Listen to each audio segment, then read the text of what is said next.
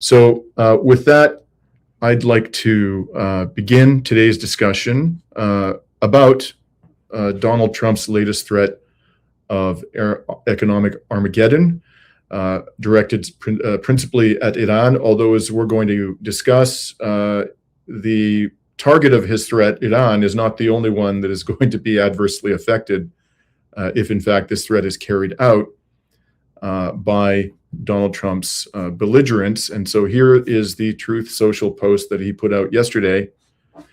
I'll read it, as painful as it is for those who might not be able to make out the text here. No one has given the Islamic Republic of Iran a greater opportunity to make a deal than me. He loves referring to it as the Islamic Republic of Iran because I think, it's fair to say a lot of people in his base are, some people in his base are hostile to Islam. So I guess this gets them all motivated. And he goes on and says, tragically for them, they have failed to take it. Therefore, today I am announcing the most crushing economic operation ever taken against any country. This will be economic warfare and isolation on an unprecedented scale.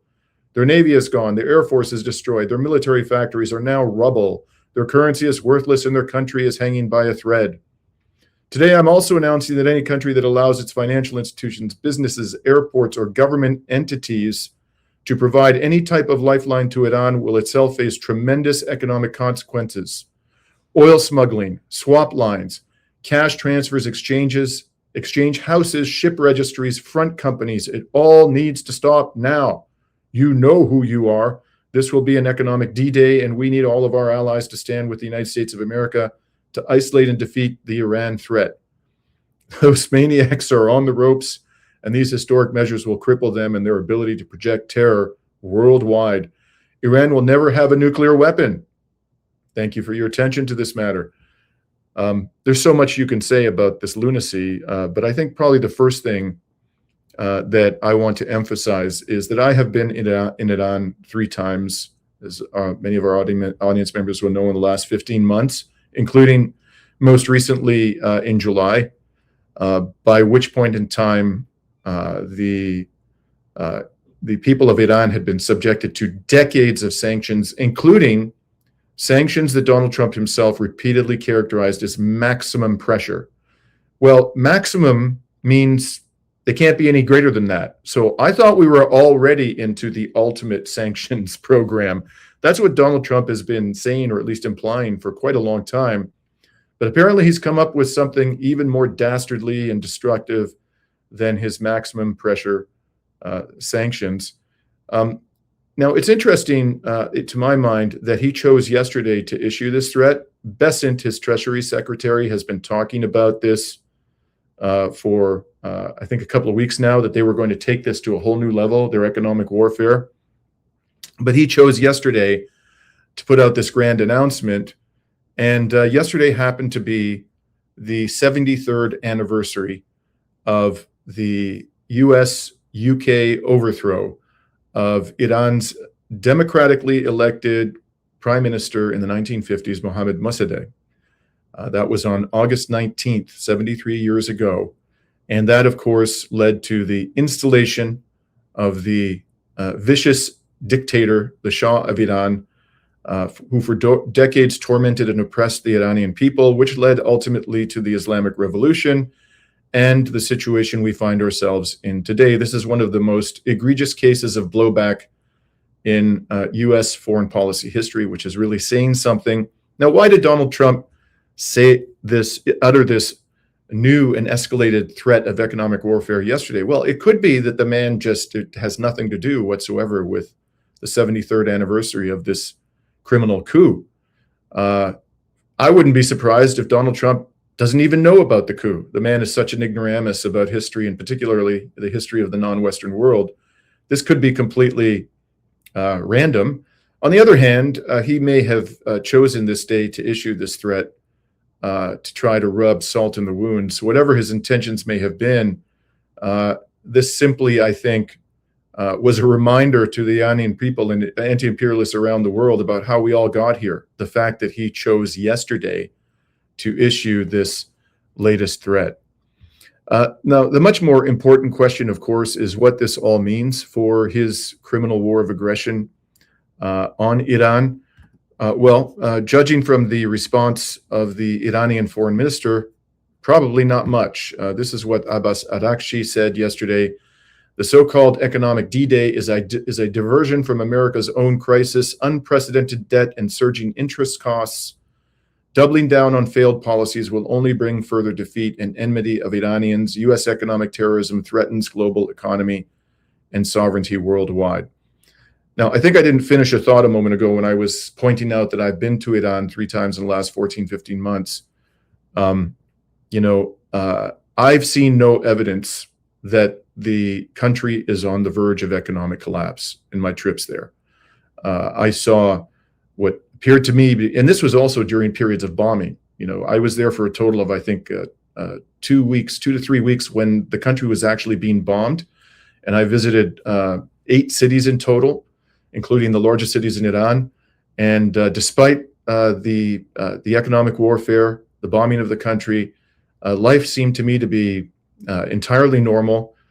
In fact, I've been to countries that seem to me to be far more economically stressed than Iran. I've been to parts of Western countries that seem to me to be far more economically stressed than Iran. For example, places like Camden, New Jersey, or Bastrop, Louisiana, or Tunica, Mississippi, or East St. Louis in Illinois, amongst many other places. The level of poverty and suffering and homelessness that I've witnessed there for many years, and in Canada, some parts of Canada, some parts of Europe, far surpasses anything that I saw in Iran. In fact, as I've said before, I have yet to see a single homeless person, a single person living in the streets, and hardly anybody is begging for money in the streets of Iran, which seems to me to be virtually miraculous when you consider what this country has been through. So the situation may have changed materially since I was last in Iran in early July, but based on what I'm hearing from people on the ground and seeing incredible news sources, it has not teetered on the brink of collapse since my departure, since my last visit. And I think that the United States is a long way away from achieving its objectives. Now, as far as I can tell, the Trump regime has not issued any new regulations or presidential orders that are intended to give effect to this latest threat. And the press indicates the same. The corporate press in the United States has suggested that there is no detail that's been released yet. Apparently, all we have is more bloviation from Donald Trump and nothing that really has legal effect. So it's unclear exactly when or if he's going to actually try to implement this threat by legal measures. But for the time being, we can't really give you more information than what he said in his latest tirade on Truth Social. And maybe the reason that he hasn't taken any legal measures is because this is nothing but another blast of bombast, and it doesn't really have any meat on the bones. But we'll find out, I'm sure, in the days ahead. If Trump is serious, what does all of this mean for the global economy? Well, as he indicated in his latest Truth Social blast, he's going to target countries and companies from other countries that do business with Iran. And that means what is referred to in the economic lingo as secondary sanctions. Secondary sanction is a sanction applied to somebody who deals with an entity that is under sanction. And the primary countries that we're talking about here, the ones that are probably most important to Iran in terms of trade, are China, Russia, and India. And of course, there are states bordering Iran like Pakistan and Turkmenistan, possibly also Afghanistan. There is significant trade, I understand, between Turkey and Iran and other Gulf states, as a matter of fact. So it appears that what Trump is intending to do if he carries out this threat is he's going to punish those countries and businesses in those countries that continue trading in any manner with Iran. And if he does that, of course, this is going to only increase disruption to the global trade system and quite possibly invite retaliatory sanctions, particularly from China. China is not minded at this point in time, its leadership, to put up with this kind of nonsense. It's an impingement on the country's sovereignty. The country obviously has the ability to defend itself from both a military and an economic perspective. And so this could simply exacerbate the already existing trade tensions between the United States on the one hand and major non-Western economies, principally that of China. And at this point in time, as I'm going to be explaining, the last thing the world needs is greater tensions in the realm of trade between the United States and major non-Western economies. China, by the way, has shown a willingness to use what is what is referred to as blocking legislation. And so how this sometimes works is that if countries within China, or whatever country we may be talking about that's targeted by secondary sanctions, if those companies stop doing business with the ultimate target of the US sanctions in response to the threat of secondary sanctions, then the domestic government, the Chinese government, will impose sanctions on those, or penalties on those companies. So now they're caught in a bind, because if they cut off trade with the ultimate target of the US sanctions, they themselves could be subjected to penalties by their own government. It is a measure, one of the many ways in which China could deal with this infringement, its latest attempt to infringe upon its sovereignty. It's under no obligation in international law to give effect to US sanctions. No country is under an obligation to give effect to US sanctions unless they have been approved by the United Nations Security Council. And that has not happened here. Trump hasn't put a new set of sanctions before the UN Security Council for its approval. And if it did, it would undoubtedly be vetoed by one of China or Russia or both. Again, a lot of questions swirling about where this is all going to lead. But I would suggest that ultimately it is not going to succeed in its objective, which is to destroy the economy of Iran. I don't doubt for one second that Iran has suffered immensely from US sanctions and could suffer more as a result of, an aggressive regime of secondary sanctions. But the Iranian people have shown remarkable resilience and determination and adaptability. And there's really little reason to think that that's going to change for the foreseeable future. And of course, they understand that they are confronted by an existential threat.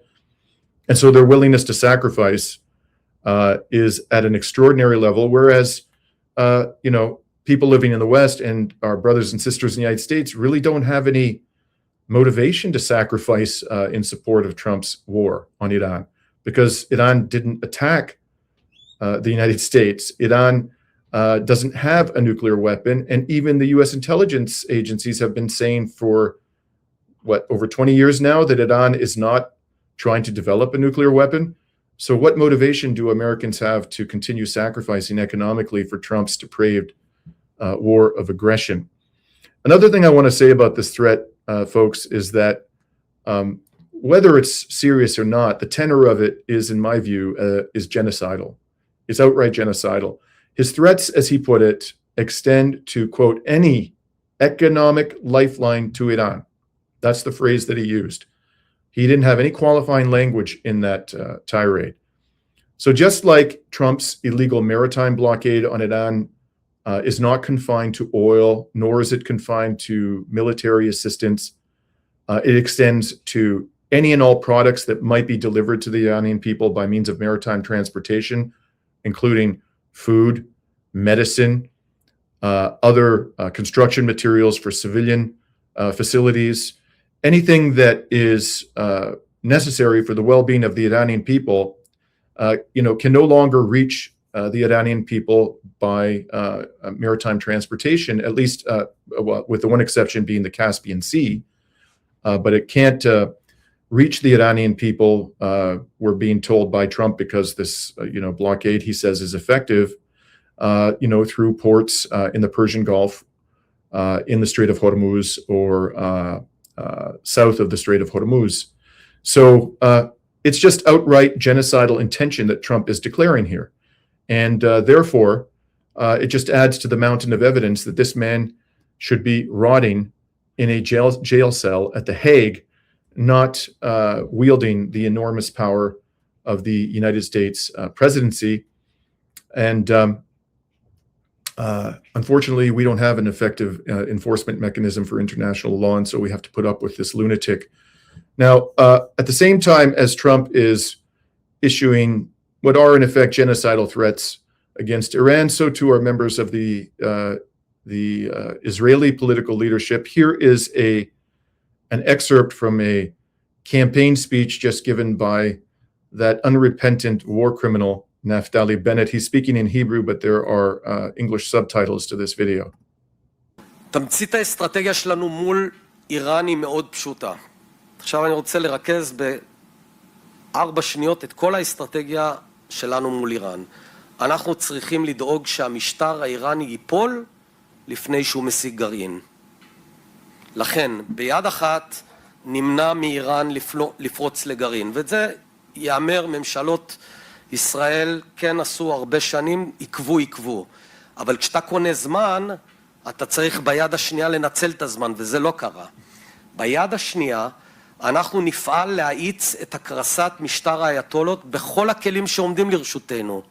לא רק פצצות, בעיקר לא פצצות. כלים מדיניים, כלכליים, טכנולוגיים, תודעתיים, חיזוק האופוזיציה הפנימית. Okay, so this child murderer is saying that they're going to use all the tools at their disposal, not just bombs. They're going to use technological tools, political tools, economic tools. What have they been doing for the last, 40 years? They were using cyber warfare against Iran. They've been trying to crush, along with the United States, their principal backer, the economy of Iran. They have been trying to foment unrest in the country. The Mossad even said they were involved in those riots in January. Yes, there were many peaceful protesters that came out in the streets during those 4 days, but there were also riots. There's voluminous evidence of this. And the Mossad made no bones about the fact that it was helping the rioters. So what new measure of cruelty is this war criminal going to employ that hasn't already been employed by Netanyahu? By the way, Naftali Bennett is, I refer to him as a war criminal. It's not just because of his rhetoric. Naftali Bennett served as an officer in the genocidal Israeli military for many years. He committed atrocities, well-documented atrocities in South Lebanon, as I've covered on this program, including in Kana, where well over 100 civilians who were sheltering at a UN facility were massacred by forces under Naftali Bennett's command. Subsequently, when he entered Israeli politics, he boasted about how many Arabs he has killed in his life. So, this is just par for the course in Israel's political system. Whoever replaces Netanyahu is not likely to be any less sadistic and monstrous than Netanyahu himself. By the way, in that regard, Naftali Bennett is not likely to emerge as the winner of the next election in the genocidal Israeli entity. According to the latest poll by Kan News, the dubious distinction of likely successor to Netanyahu belongs for the time being to Gadi Eisenkot. Kan News poll released yesterday showed that Eisenkot's Yashar party has taken a 1-seat lead over Netanyahu's Likud. And if the election were held today, according to the poll, Eisenkot's party would win 24 seats and Likud would have 23rd, whereas Naftali Bennett's Bayashad party would be in third place, a distant third with 14 seats. As I say, what does it matter at the end of the day? All the candidates who have a realistic shot of replacing Netanyahu are child murdering psychopaths. Now, returning to Trump's threats, they are doing nothing whatsoever to calm the oil markets. The price of Brent crude, a barrel of Brent crude today rose to above $94. And here you have a chart published today by the New York Times showing the increase in the price of Brent crude over the past several days. It goes back to August 16th. But if you go back to August 5th, which I checked this morning, the price of Brent crude was actually just below $80. I think it was about $79.85. So that was on August 5th. So in approximately 2 weeks, it's gone from just south of $80 to over $94 a barrel. That's an increase of approximately 18%. And this increase happened even though the United States and Iran are not firing at each other. That's a bad sign that the market is reacting this negatively, even during a period of relative calm between the United States and Iranian militaries. Now, the conflict between Ansar Allah and Saudi Arabia is in a hot phase and is undoubtedly contributing to this increase in the price of oil. Ansar Allah's spokesperson put out a statement, I believe this was yesterday, published by Tasnim News, about summarizing its recent military operations. From July 20th to August 19th, Yemeni forces have effectively implemented the Saudi naval blockade by directly targeting 8 oil tankers, 5 in the Red Sea and 3 in the Gulf of Aden and the Arabian Sea, and forcing another 48 oil tankers to divert and return. In response to aggressive attacks on Hodeidah Port and Sana'a Airport, 9 heavy drone and missile operations using dozens of projectiles have been carried out against oil facilities in Yanbu. I believe that's the Red Sea port of Saudi Arabia. Very important because it allows Saudi Arabia to export potentially millions of barrels of oil a day without going through the Strait of Hormuz. Also, according to the Yemeni spokesperson, the facilities at Najran, the major refinery at Jizan, and another facility at Abba, as well as oil infrastructure in the eastern region of Saudi Arabia, were all targeted during this period. Not only this, but Ansar Allah is announcing that it has expanded or is in the process of expanding its military operations to a second phase. And here is the statement in that regard. Houthis add all Saudi Aramco facilities to its target list, all of them. Yemen's Ansar Allah movement has added all Saudi Aramco facilities to the list of potential targets. The Lebanese media outlet Al Akhbar reported the list includes oil storage depots, pipelines, export terminals, and other oil infrastructure in Saudi Arabia. In recent weeks, the movement has repeatedly carried out strikes on Aramco facilities in Jizan, Yanbu, and Najran. Prior to that, the Houthis imposed a blockade on Saudi shipping and so forth. Now, no one should doubt any at all Ansar Allah's ability to strike Saudi targets, Aramco targets anywhere in Saudi Arabia. The Israelis themselves confirmed during the time that Ansar Allah was attacking Israel that a number of Ansar Allah drones and missiles actually penetrated Israeli air defenses and struck Israeli soil. So if they can hit Israel, they can unquestionably hit anywhere in Saudi Arabia. Now, the turmoil that we're seeing in the economy is not confined to oil markets. It's also in the bond and currency markets. Just this week, by the way, the U.S. hit the ignominious threshold of $40 trillion in national debt for the first time in history. This is a report in the New York Times. I believe this was yesterday. And it refers to America's borrowing binge continuing. That is precisely what it is. The president's promises to restore fiscal order and reduce the amount of America's debt burden, says the New York Times, have been hampered by spending on the Iran war, tax cuts, and tariff refunds. Now, this week, the yield on the U.S. 30-year Treasury bond hit 5.327%, its highest level since 2007, when the great financial crisis began. That is a very ominous sign indeed. Now, U.S. Treasury Secretary Scott Bessent intervened in the bond markets by purchasing 30-year bonds raised with money the U.S. borrowed with shorter-term bonds. Kind of sounds like a Ponzi scheme. This is a report in The Guardian yesterday about that intervention.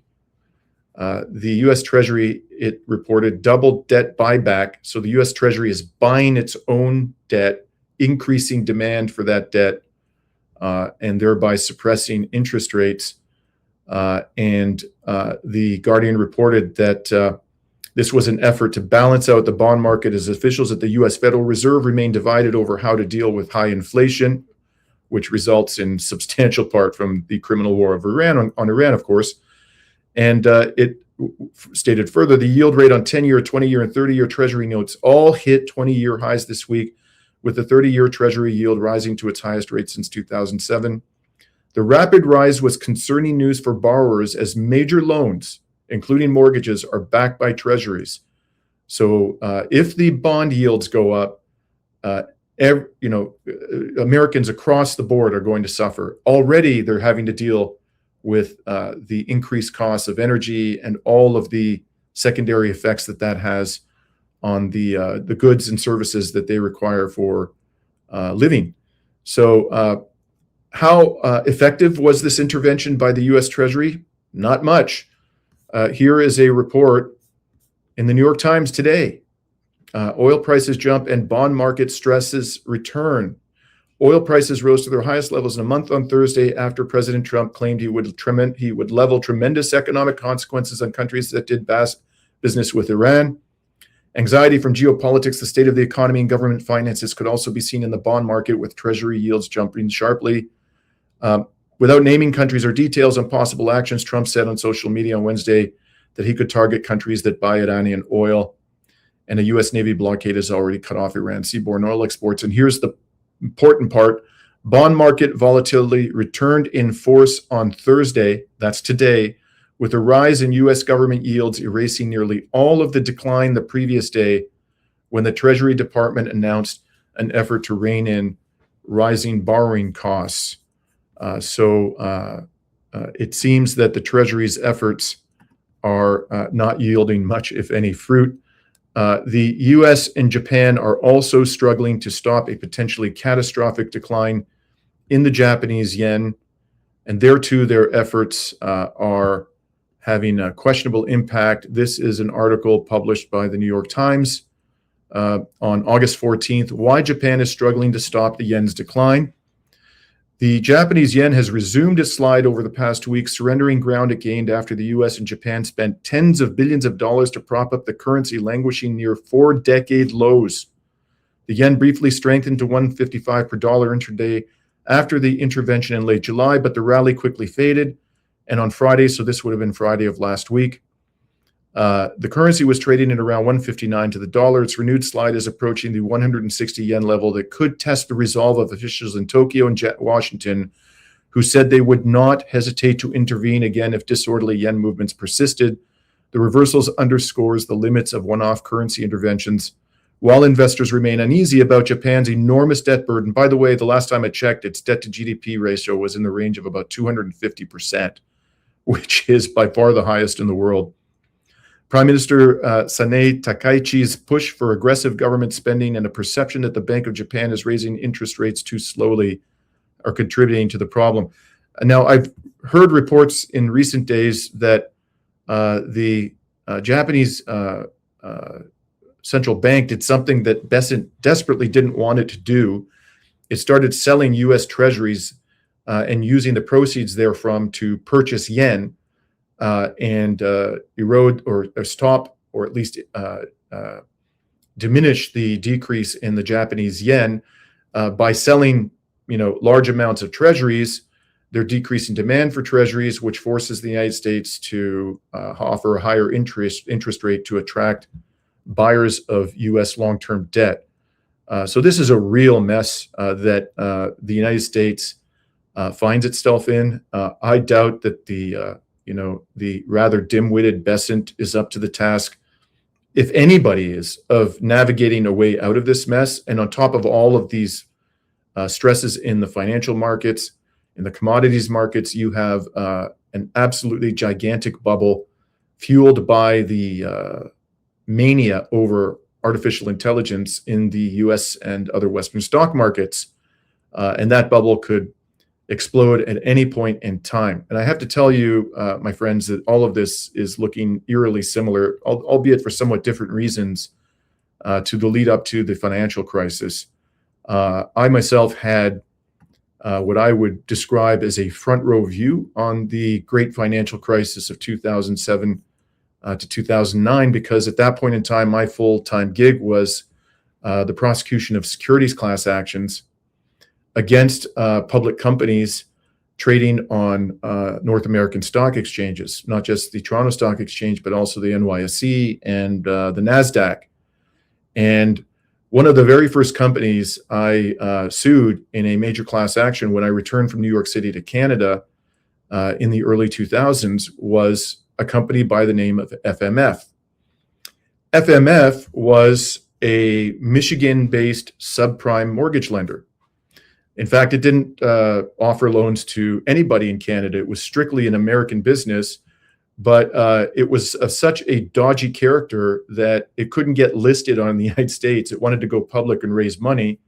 The owners of the company wanted basically to sell their shares also and enrich themselves, which they managed to do. And so they went public on the Toronto Stock Exchange, which is less rigorous, shall we say, even by the lowly standards of the United States in terms of allowing companies to go public.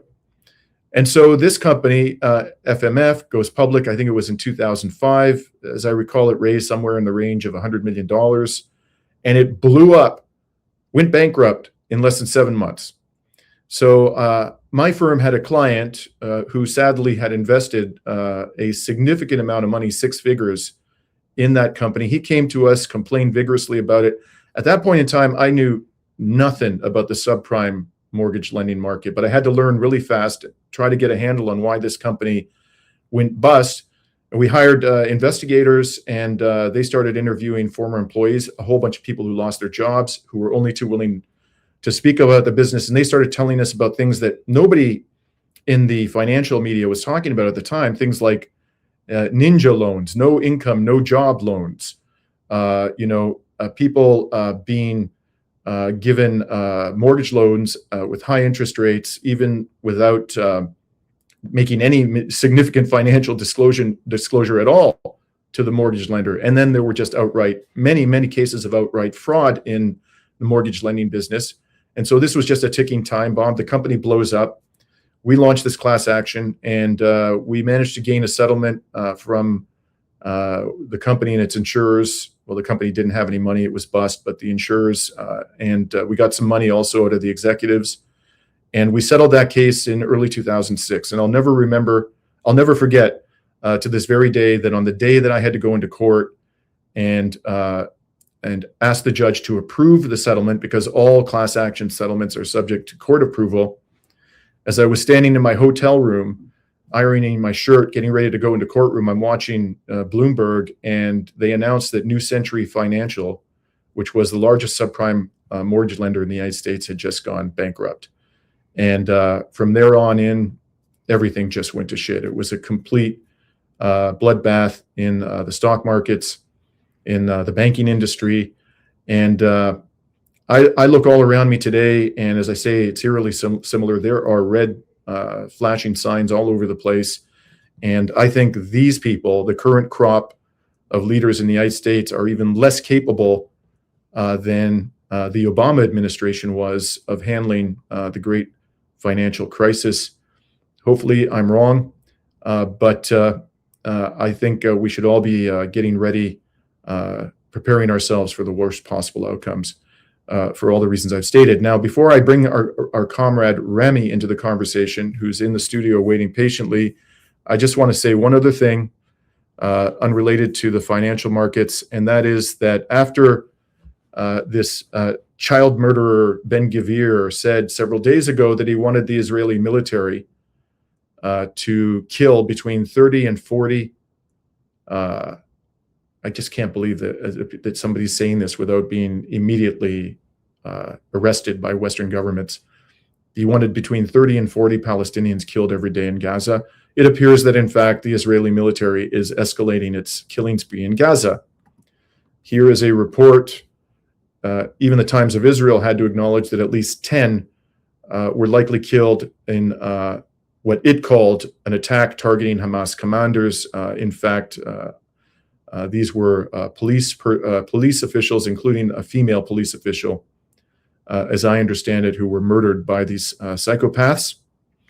And I want to remind you that only about a week ago, the foreign minister of Turkey, Mr. Fidan, said that if Israel did not withdraw from Gaza, that Turkey will take radical action. This is around the same time that Turkey entered into this Mecca Defense Pact with Saudi Arabia and Pakistan. And some people were saying that the purpose of that pact was to counter Israeli aggression. Well, not only is Israel not withdrawing from Gaza, not only did political leaders in Israel heap scorn on this threat, but they're escalating the killing. So where is the radical action from Turkey, Mr. Fidan? They didn't even have the decency, the people in the Erdogan government, to provide a naval escort to the incredibly courageous humanitarians who tried to deliver humanitarian aid to Gaza on numerous occasions during the genocide. Not even a naval escort. So I have absolutely no confidence in Turkey to take any meaningful action, let alone radical action, even though it is crystal clear from the polling that the Turkish people themselves are horrified by what Israel is doing and are adamant that their government needs to step up its game and bring an end to the slaughter by any and all means possible. In any case, let's bring Rami into the conversation now. How you doing, brother? Hello, everyone. Yeah, pleasure to see you, Dimitri. So basically, a week ago, I flew from Athens to Bucharest, and I ended up taking a train from Bucharest to Chisinau, Moldova. And the reason why I took this train is, well, for many, many reasons, but one of them is for this little pop culture side of mine that I'm a bit ashamed to admit. And I no longer, I mean, it was only a small phase of my life, but anyways, in 2022, there was a song in Eurovision by some Moldovan group called Zdub Sis Dov, something along those lines. And it was about this train from Chisinau to Bucharest, right? And the song was very, very, very catchy. And I felt like I absolutely had to take this train ride, and I ended up doing it. And from Chisinau, I've been there 3 times, I believe. One of the times was during the Moldovan elections. At this time, I was following it very, very closely. There was competition between Maia Sandu, the pro-EU candidate, and I'm forgetting the names, but this candidate that was a lot more critical of the European Union and NATO. Anyways, there was lots of stuff going on, but I ended up taking a train, a marshrutka, which are these little Soviet buses that you could fill like 15 people in them, and I took it straight to Transnistria, Moldovan Republic, PMR, or most commonly known in the West as Transnistria. And Transnistria is this tiny little enclave sandwiched between the Republic of Moldova, which has Chisinau as the capital, and Ukraine. Well, we've spoken enough about Ukraine over the last couple of years. Could I just pause? And when you finish talking about Transnistria, could you tell our audience about where you were when the special military operation began? I think that would be... Yes. So basically early February 2022, right? Yes, it was 2022. Yeah. That's when it began. Yeah, I was in Chisinau, and I decided to go to Transnistria, and I ended up going, let's just say, on the 15th of February 2022. I took a train from Chisinau to Tiraspol, Transnistria. Right at this point, people in the West were telling us there was going to be war in Ukraine. But truly, when you're in the region, it didn't really seem likely. I mean, people were having an amazing time and whatnot. And I fell asleep in the train, and I expected this to be a train, like an inter-Moldovan train that goes from Chisinau to Tiraspol and back and forth, right? Turns out that this train goes to Moscow. At that time, I used to go to Moscow. So I fall asleep and I wake up. I see Ukrainian soldiers storming the train, and they process me. I enter the country, and then I end up going back to Transnistria. So I was there on let's say the 15th of February 2022. Mm-hmm. And after like kind of seeing Ukraine, and I just like felt tempted to go. So after spending like a week or two in Transnistria back in 2020 and February 2022, I ended up going to Ukraine on the 20th of February 2022, and You were in Odessa, as I recall. I was in Odessa, which Right. is honestly one of the greatest cities I've ever been to in my entire life. Okay. And we're talking here 20th of February 2022. People are supposed to be scared, whatnot, whatever. I mean, I was having like the nicest, I mean, it was fairly affordable, the nicest restaurants, beautiful Black Sea. And every day my brother would call me and be like, there's gonna be war. Like this is what we're hearing in Canada. And it was impossible for me to imagine it happen because I mean, everyone was having a blast every single day. And then on the 20th of February, I believe that was the day that the special military operation started. I wake up at like 3 a.m. and I hear like a small explosion sound, but it sounded like a car accident outside of my apartment, right?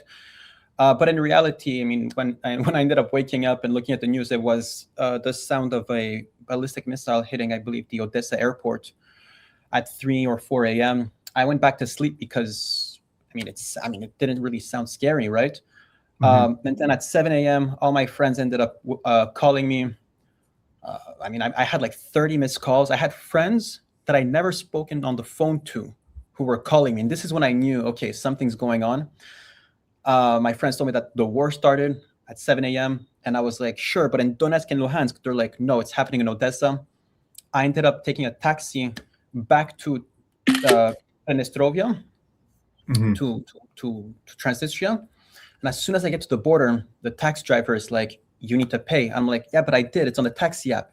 He's like, no, you have to pay using cash because you selected the cash option. Because before putting in Moldova, I was in Lebanon where credit cards don't work, right? When you use taxi apps. So I had to like run across the border looking for an ATM machine at the border between Moldova and Ukraine, and that was quite of a shit show. And here I am now back in Transnistria, in Tiraspol, beautiful Tiraspol, here on the 20th of August, 2026. And just so people can see that, for those who aren't familiar with this area, Transnistria is the red sliver of land you can see between Moldova and Ukraine, and Odessa is just down where the words Black Sea are. It's not marked on the map, but Odessa's down there. So sorry, Rami, go. I just wanted to orient people, but go ahead. If we keep this map there, the reason why this is, the borders of the country are pretty much Ukraine on the eastern side.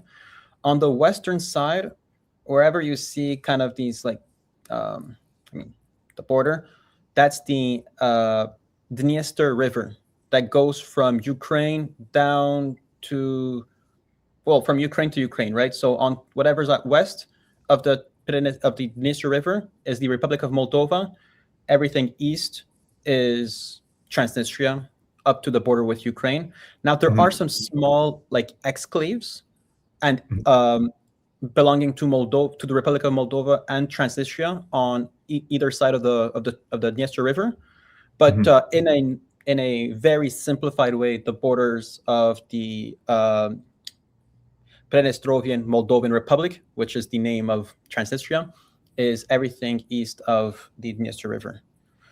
Yeah, sorry, people at chat, I think I misspoke earlier. People are saying that Odessa is more on the east outside of the image. Thank you for that correction. I indicated it was in the image. It's by Marshrutka, which is those little buses from Tiraspol to Odessa. If I remember correctly, from 4 years ago, it was not more than like 45 minutes to an hour. It's 90 kilometers. So 80 kilometers. So yes, maybe like an hour and a half, but it goes on very, very quickly, right? So Rami, I understand that Transnistria is kind of like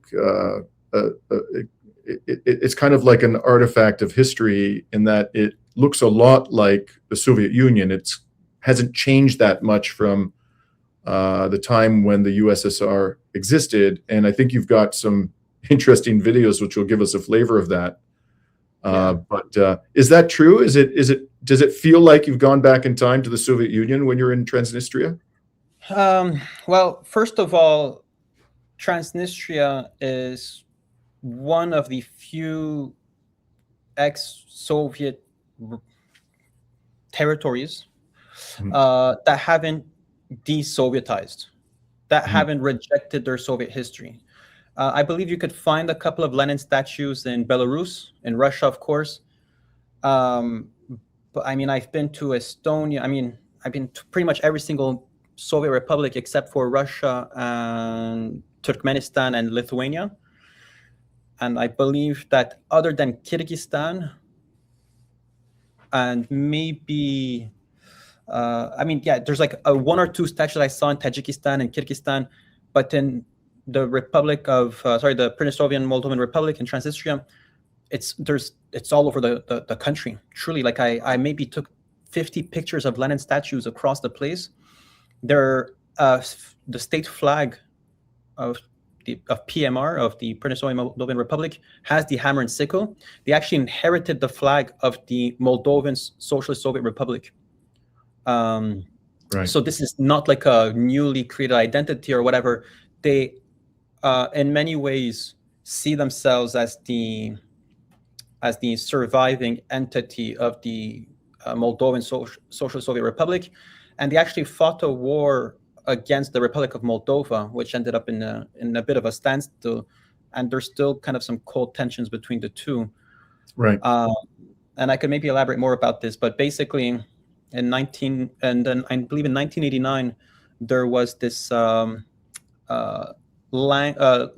language reform, language law that was about to be passed that would have removed Russian as an official language, and that would have pushed, I'm not sure if they use the word Moldovan or Romanian as the official language, and that's a huge debate that we could maybe talk about another time, the difference between Moldovan and Romanian. But essentially, the Russians of the ex-Moldovan Socialist Soviet Republic feared reunification with Romania and feared the removal of Russian as a part as an integral part of Moldovan culture.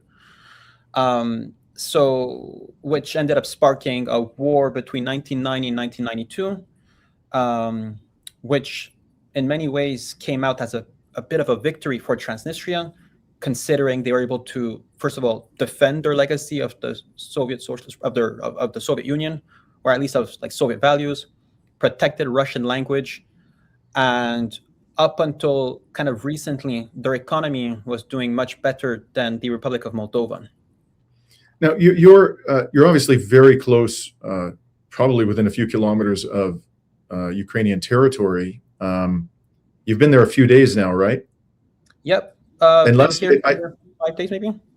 So I saw reports last night that the Russian military launched another broad-ranging attack, missiles and drones on Ukraine. Have you heard anything, any activity of a military nature since you've arrived in Transnistria on the Ukrainian side of the border? I haven't. I do occasionally catch Ukrainian cell phone towers. Like I got a text message today saying, "Welcome to Ukraine. You have 35 gigs of internet," whatever. The day that I arrived in Transnistria, there was the day that I arrived in Moldova, which should have been like 6 days ago or so. I believe that there was a Russian drone that might have crossed into Moldovan territory because Ukraine would have deactivated the guiding of the drone or the missile, which kind of intentionally got it to enter Moldovan airspace. That's, I believe, the reports that I have read. But to be quite honest with you, the situation here seems to be quite calm. I mean, I actually spoke to a friend today, right.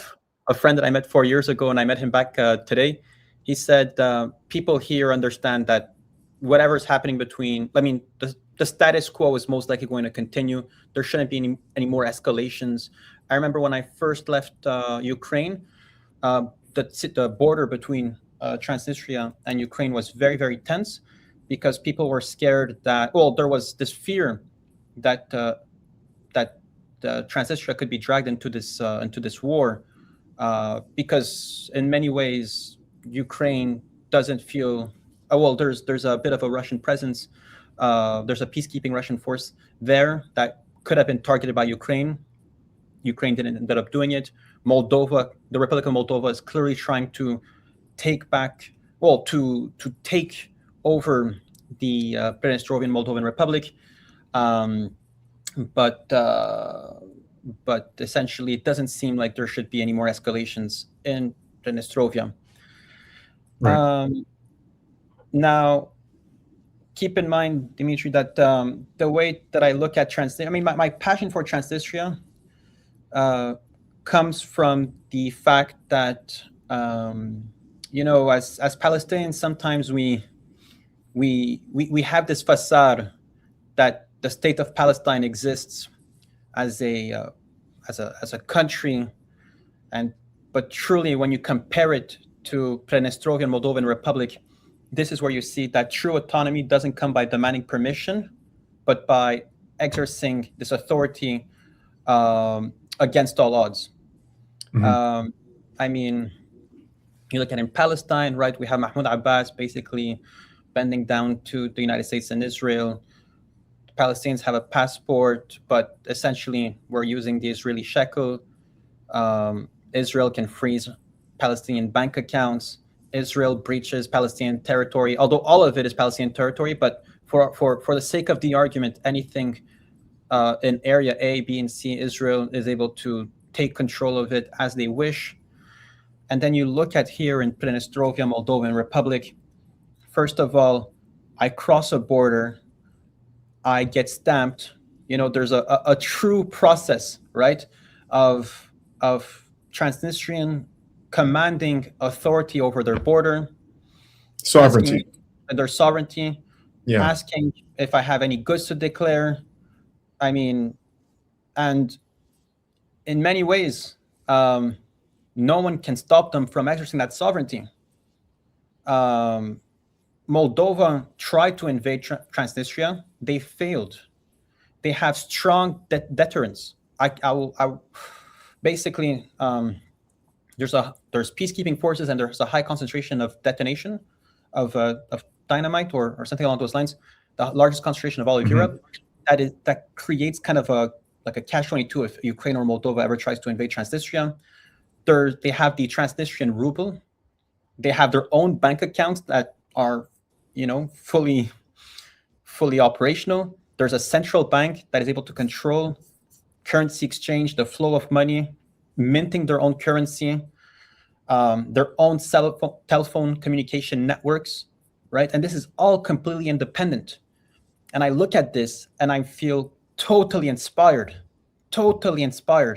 that you do not ask permission to have sovereignty over your land. They have their own military with their own, what's it called again? Mandatory military service.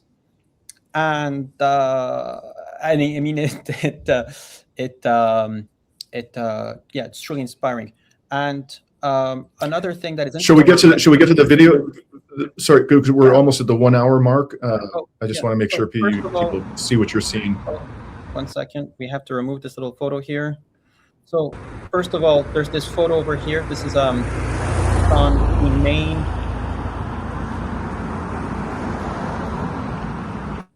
the main road. I think it's called 25 of October, which is named after the October Revolution of 1917, which led to the victory of the Soviets, of the Bolsheviks, and basically establishing the Soviet Union. Well, not the Soviet Union at that point. I believe it was the Russian Revolution. It looks like there's a Russian Orthodox church there in the background. Is that what that is? So that's a little shrine, more than a church. It's quite small, but it's because right next to it there's the eternal flame of the martyrs and the fallen soldiers of the Great Patriotic War, which is known in the West as World War II. Although there's a difference in dates, but essentially it's the overlapping war. There's a memorial to the fallen soldiers of the war against Moldova, as well as the Afghan War. But this sign over here, it says Majorodnaje Prednestrovie Sljuboviu k Republiki. And it says, my native Prednestrovia with love to the Republic. And I think it's like it caught my attention. I think it's a beautiful expression of pride and nationalism in a country that isn't recognized by any other country other than South Ossetia, Abkhazia, and formerly the Republic of Artsakh, which has sadly dissolved after the Azeri ethnic cleansing. And then Russia doesn't recognize Transnistria? I do not believe Russia recognizes Transnistria. Interesting. Very interesting. Yes. Okay. So you've got some other interesting video here. Yes. And then let's remove this little this photo over here. And then so this picture over here, this little frame. For Azerbaijan, it was so as you can see, those are the three flags of the so basically the one on the left is Abkhazia, right? I don't know if you can see too well. The flag of Abkhazia. In the middle, it's the flag of Prednestrovia, Moldovan Republic, which is the hammer and sickle, the red with the green stripe in the middle. And then on the right is the Republic of South Ossetia. Artsakh and South Ossetia are in Georgia, and they are separatist states. I believe Abkhazia and South Ossetia, these are actually recognized by Russia, but Transnistria isn't, if I recall correctly. Right. And then if we go back here, we have, this is, again, right? So they've never, compromised on their entity. That's Vladimir Lenin in front of the government office of the main government building of Prednestrovia. Right. And then what do we have here? What else can we show? This is this impressive structure here. What is that? This is Dom Sovietov. I believe this is House of Council House. I believe that's what it translates into. Is it like their parliament? This is office space mostly. I believe there's there might be some government offices inside, but it's not necessarily a government building. Is that a bust of Lenin in front of the building? There's a bust of Lenin there. Right. Okay. Interesting. Like, you cannot escape Lenin in Prednestrovia. You cannot escape him. And then this is the main, like one of the main intersections, October 25th Street, and I just filmed this little mural, and that's one thing that the Soviet Union used to do. It's kind of paint these like art murals to express the cultural identity of the area. I've seen similar, but obviously adapted to the local or to the republic across Kyrgyzstan, Kazakhstan, Uzbekistan, up to Estonia, Moldova, Ukraine. And it's just beautiful to see how culture is kind of scaled, but also localized across the entirety of the former Soviet Union. So that's in a nutshell. Thank you very much for that. Please keep us posted, especially if you manage to speak to people or see any activity relating to the ongoing, devastating war in Ukraine, which seems to be getting worse by the day in many ways. And be safe, of course. This is a tense part of the world, even though it looks peaceful in those images.